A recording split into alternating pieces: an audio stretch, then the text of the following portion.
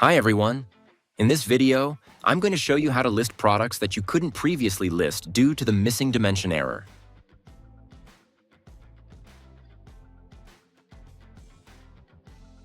If you're seeing this error message after submitting your session, just follow these steps.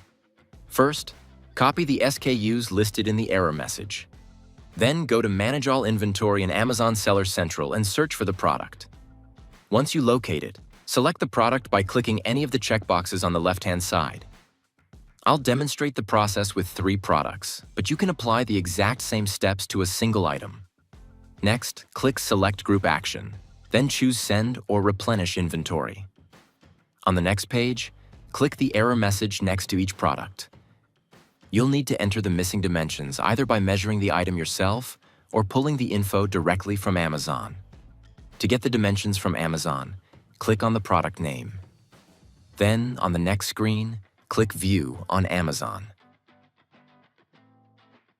Scroll down on the Amazon product page to find the size and weight info, and then return to the previous screen to enter those values.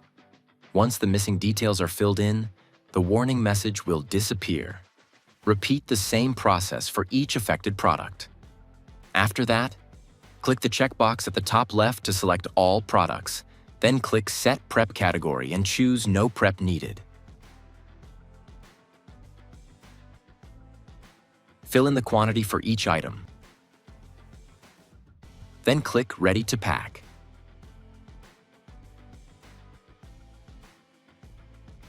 After that, click Pack Individual Units at the bottom. Once this step is complete, the issue is resolved on Amazon's end. At this point, you can proceed in one of 3 ways.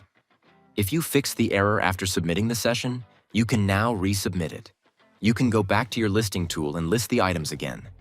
Or you can continue directly within Amazon and create a new shipment from where you left off. That's it for this video. I hope you found it helpful. See you in the next one.